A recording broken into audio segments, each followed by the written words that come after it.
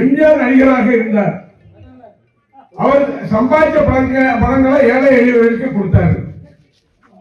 இன்னைக்கு இருக்கிற ஜோசப் விஜய் அவர் சம்பாதிச்சதுல ஒரு 100 ரூபாய் யாருக்கா கொடுத்துருப்பாரா? சிறுவன் நல்லா நடிப்பாரு, நல்ல டான்ஸ் ஆடுவாரு, இன்னும் பல கதையெல்லாம் பண்ணுவாரு. அது வேற. இன்னைக்கு காலை சுற்றுலா திட்டத்தை கொண்டு வந்தவர் யாருன்னா மரியாதைக்குரிய அண்ணன் தளபதி மு.க. ஸ்டாலின் அவர்கள். இவரு வைக்கிறார் பேரு, எங்களுக்கு வைக்க தெரியாத இருக்கும். காமராஜ் சுற்றுலா திட்டமா, அதாவது லேபரை மேல விட்டுறது. இந்த இதெல்லாம் பண்ணுவாரு. இல்ல கேட்கிறேன், யாருக்காவது ஏதாவது நன்மை செய்தாலும் யாராவது சொல்ல முடியுமா?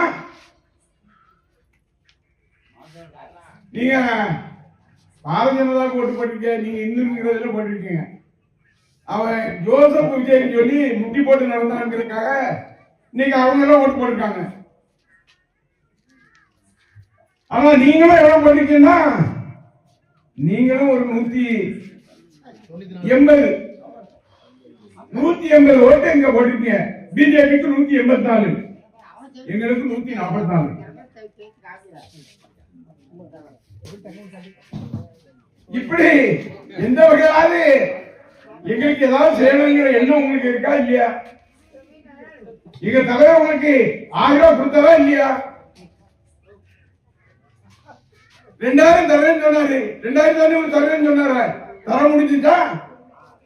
இங்க இருந்து சென்னை வரையும் பஸ் விடுவேன்னு சொன்னாரு, விட முடிஞ்சா?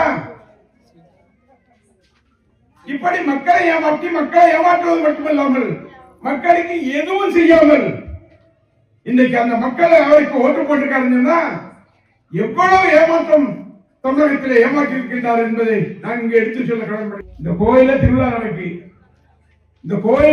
நடக்கும் சொன்னா எந்தவித இளைஞர் இல்லாமல் திருவிழா நடக்க வேண்டும் என்று நினைக்கின்ற வகையிலே நாங்கள் என்னென்னும் இருந்திருக்கின்றோம் என்று சொன்னா குரங்குல நீங்க எங்களுக்கு ஓட்டு போட்டுக்கணும்.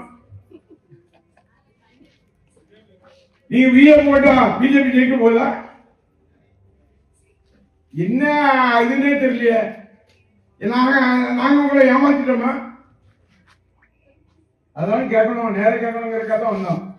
இன்னைக்கு சில பேரு விசிலுக்கு ஓட்டு போட்டிருப்பீங்க, அதெல்லாம் கொஞ்சம் முடிச்சுக்கிட்டே இருப்பீங்க. ஏன்டா போட்டோம், என் மக சொன்னான், என் பையன் சொன்னான், என் பேரன் சொன்னான், இப்படின்னு போட்டிருப்பீங்க. ஆனா போட்டா என்ன பிரயோஜனம்? அவர் இந்த நாட்டுக்கு என்ன செய்திருக்காரு? சீக்கிரத்துல அண்ணன் ஸ்டாலின் அவர்கள் முதலமைச்சர் வந்துருவாரு, அதுல ஒன்றும் மாற்றம் இல்லை, சீக்கிரம் வந்துருவாரு.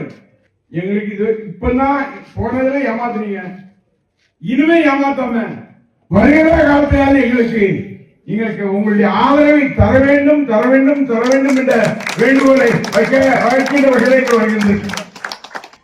நடந்து போச்சு, விடுங்க, போட்டாச்சு.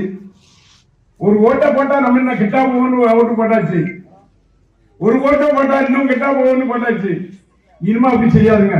வர இருக்கிற காலத்துல திராவிட முன்னேற்ற கழகத்தின் கூட்டணி வெற்றி பெறுகின்ற வகையில் நீங்கள் ஆதரவு தர வேண்டும் என்ற வேண்டுகோளை வைத்து அண்ணன் வைத்த கோரிக்கையெல்லாம் நிறைவேற்றி தரோம். பையங்க வைத்த கோரிக்கையெல்லாம் இந்த ஜிம்ம பண்ணி கொடுப்போம்.